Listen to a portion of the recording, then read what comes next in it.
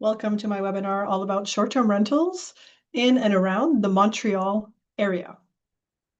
If you haven't already invested in short-term rentals, you may be considering this as a secondary income. And tonight I'm going to be sharing with you the Montreal area.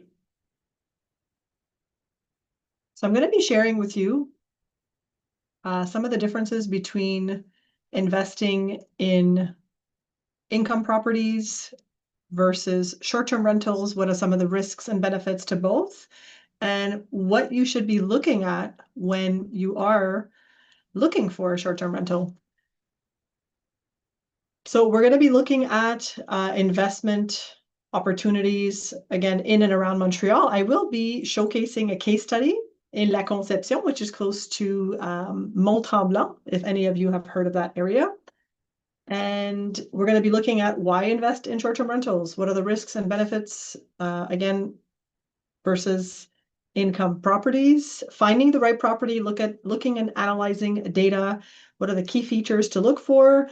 And what are the returns that you should be expecting? And of course, having realistic expectations. So I will be showing you some data, talking a little bit about the financing strategies and a case study where I will showcase an example of the expenses and potential revenue, because that's the whole point, right?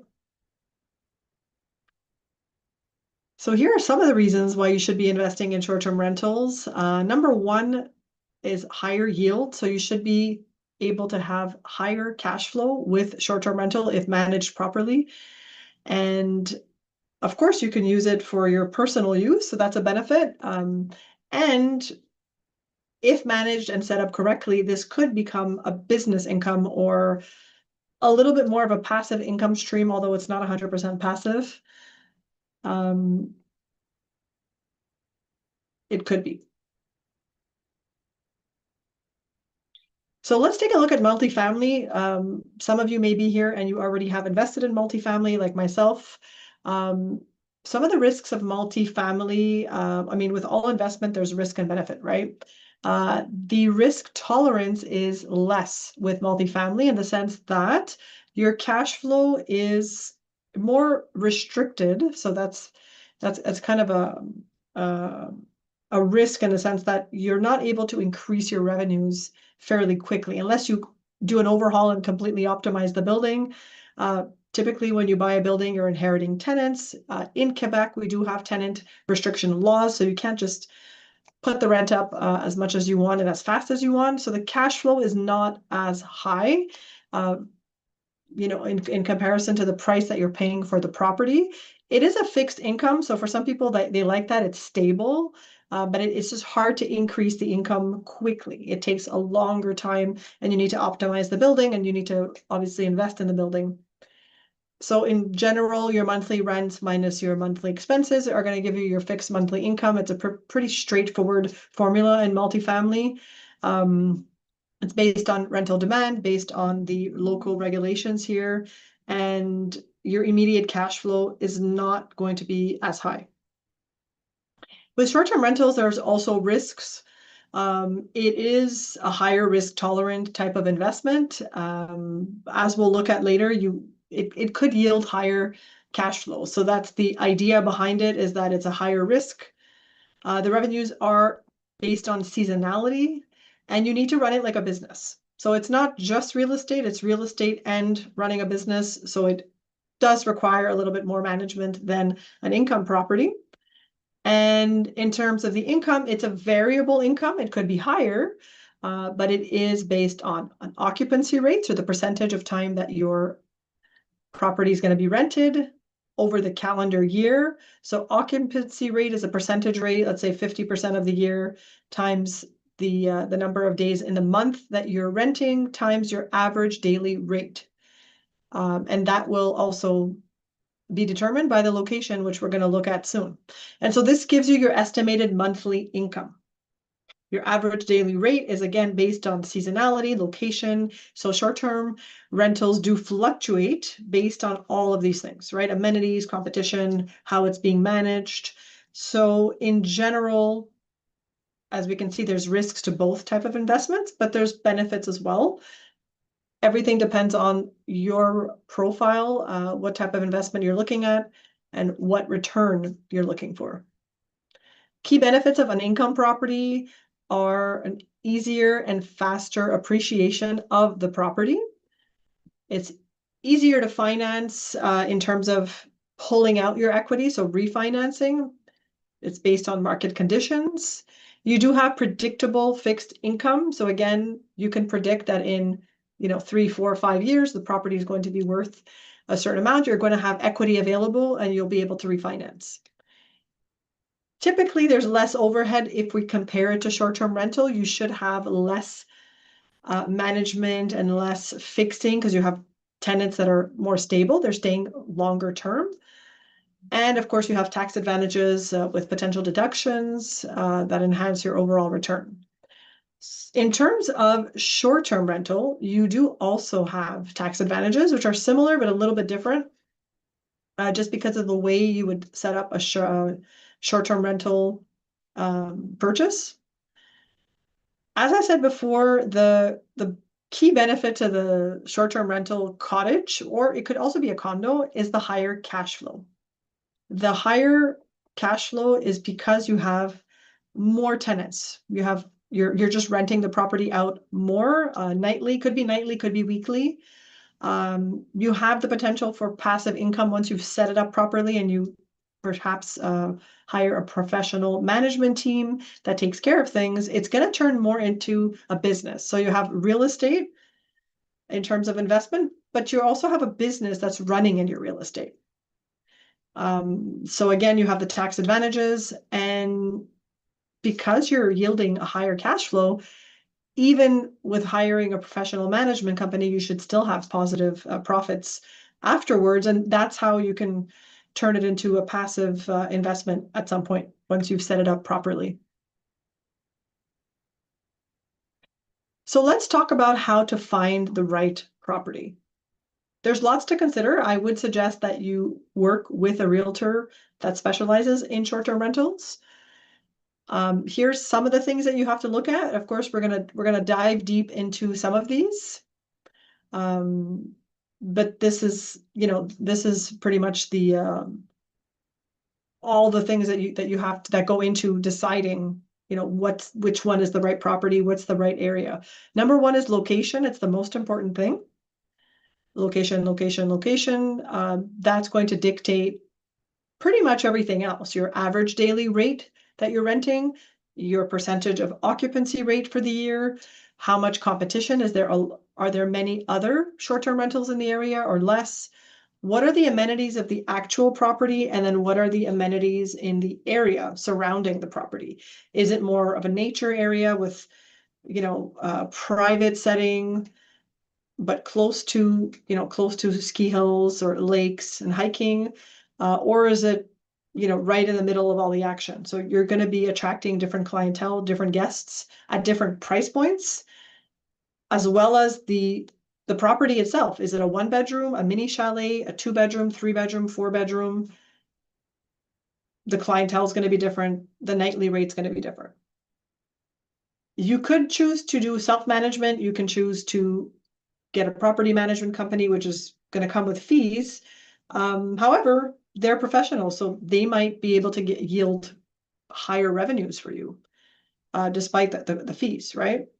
Of course, you have to consider zoning, local municipal bylaws, as well as the zoning. So you have to have the certificate and the permit to be allowed to do short-term rental, which is 30 days, under 30 days.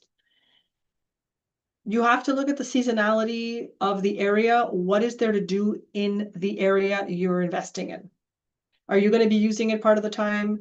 Is there winter activities such as skiing, snowmobiling, or is there summer? So an area like Mont Tremblant in Quebec is pretty much 4-season. There's activities to do all year round, almost. So there's pretty much maybe like 3 months that are dead months, April, May, and November. And the rest of the year does pretty well. So when we're talking about data, there's a few internet sites that you could use. There's AirDNA. There's this one, which is called airbtix.com. Here's some stats that I pulled out for the Laurentian. So Laurentians is a very global area. It covers pretty much a lot of different neighborhoods, and each neighborhood has its own, characteristics, amenities, and clientele. So this is really a large average. It's just to give you an idea of the, the terms and the data. So in this case, on this website, they are saying that year over year, the revenue has increased by 19.13% in the Laurentian area. We are seeing much more demand, increased demand since COVID times, and since Quebecers are not traveling as much, or traveling more locally, I would say. Definitely demand for short-term rentals in the Laurentians and other areas of Quebec has increased. The average monthly revenue is 4,559. Again, we're going to see that in some areas that can go up to 7,000 or 8,000, or lower, depends, with an average daily rental rate of 279. Again, in the high season, in Mont-Tremblant, if you're close to the mountain, I mean, that could be 650 a night during peak times. And the average occupancy rate, according to the Airbnb bookings, for the Laurentian as an entire area, is 53%. Again, even with that, we'll look at some further stats. So you have to dig deeper into the specific neighborhood that you're looking at. These stats are available, but you have to understand that they're averages. So you have to do your own due diligence and look around and see what's happening. So these stats here are from airroi.com. So there's AirDNA as well as this site here. This is looking specifically at Mont-Tremblant, which is an international resort area, and about 18% of visitors are coming from international and other provinces. So it is an area that will attract, a certain clientele, and the revenues tend to be higher. But even in that area, you do have different prices according to select properties, different seasonality. So the high season, which is usually December, January, February, March as well. According to this site, the average revenues for the month are 5,860. Occupancy rates average 51%, and daily average rate is 337. Now, again, depends on the type of property, how many bedrooms, what amenities are you offering. In this case, we have further data showing that the top 10%, so the ones that are really working on, their photos, their amenities, their client reviews, well, they're able to achieve $7,155 per month, as an example. So I'm showing you these so that you know that this information is available. Of course, if you're working with a realtor, they can, kind of help you sift through it. But as an investor, you should also be looking for this information and doing your own due diligence. And so this is another, some more data about the average daily rate. Again, some of the top properties are able to get 511 per night. I've seen some properties renting at 650 per night and 800 per night and 1,000 per night in Mont-Tremblant. So again, keep in mind, these are averages. It depends on the type of property that you're going to be investing in. Okay, so this is for the occupancy rate. Again, the best class properties, or the top 10% properties in Mont-Tremblant, are able to achieve 71% occupancy, which is 60 to 70% in Mont-Tremblant and the surrounding areas. Is what I've seen my clients achieve in terms of occupancy if they're running their short-term rental property. Well, that's what they're able to get. Okay, so I'm going to talk quickly about financing strategies. I won't get into too many details about this because there are some special things you can do when you're buying short-term rental. The best way to purchase a short-term rental, and this is if you're buying, your first, second, or third. If you own 10 or 20 and you want to incorporate, that's a different story. I have a team with a fiscalist and bankers that can, help you out with that. Typically, the best way to do it is you buy it as a secondary home under your personal name, or you and, another person or two, you can put a down payment of 10% up to 25%, depending on how you qualify, but you can purchase it with as little as 10% down. And then you register a GST QST number here in Quebec, and then you're going to be running a business in the property. So you're going to own the property personally, and you are going to be self-employed. You're going to have a GST QST number, and that self-employment is going to that's going to be the business that you're running the short-term rental business with, the GST QST. There's two things that you can do, but it's really based on qualification. Typically, it's with Desjardins Bank. When you buy a short-term rental property, there's taxes, so GST QST on the price because there's a business attached to it. You can either defer the taxes. Again, if you qualify, it's typically with Desjardins. Some other banks will do it as well, or you can finance the GST QST, or pay for the GST QST is what I mean. And then you can file through the government. It has to be done properly. Make sure it's a fiscalist or an accountant who's doing it properly for you. And you can file to get the GST QST back. So I'm not an accountant, I'm not a fiscalist, I'm just providing this information just from knowledge of my past clients that have done it this way. Again, they've worked with the professionals who've been able to help them with that. So I won't talk much more about the financing, because in that case, I would refer you to the specialists for that. Let's look at a case study of a successful cottage rental that one of my clients have, and they are actually offering it for sale. But it's an example of a property they purchased and built about 3 years ago, and they've had it up on Airbnb and managing it very well in the area of La Conception. La Conception is 10 to 20 minutes away, depending where you are, from Mont-Tremblant. A little bit quieter, private, has more of a nature feel, a little bit more high-end in the sense that there's not as many people. So for those who are looking for more quiet, peace, serenity, privacy, yet, you can drive to the ski hill and go skiing and come back. It's an area that is not as developed as Mont-Tremblant, in the sense that there's not a lot of restaurants and there's no village and activities, but it's beautiful. It's a beautiful setting, and it's been in development for the past 3 to 5 years. So it's strategically located. Now, as per this website, you can see some data here. The average revenue for a typical cottage in this area, 75,000 revenue for the year. Occupancy rate is about 56%, and nightly rate is $358. So this is one of the cottages. It's branded as Le Cliff Cabin on Airbnb.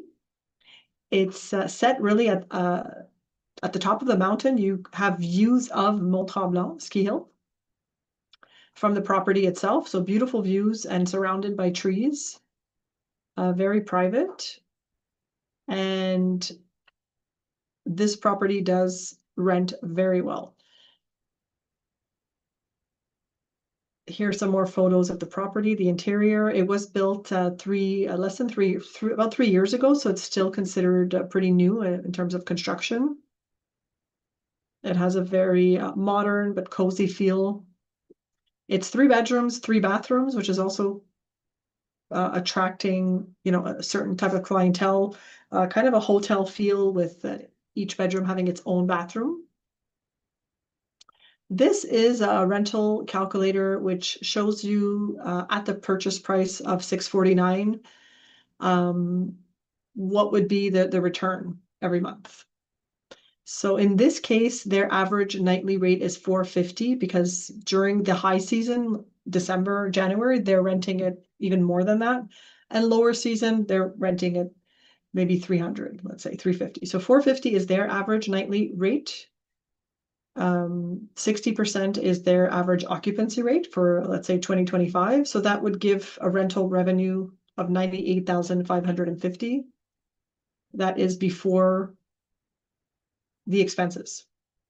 If we take a look at the expenses, again, this gives you an idea of real expenses. There's annually, there's the management fee of 15% of the revenue, the CITQ certificates, snow removal and lawn, accounting, spa, cable, the taxes, energy costs, home insurance, and of course the mortgage. So let's say a mortgage of 4.5% with a 20% down payment.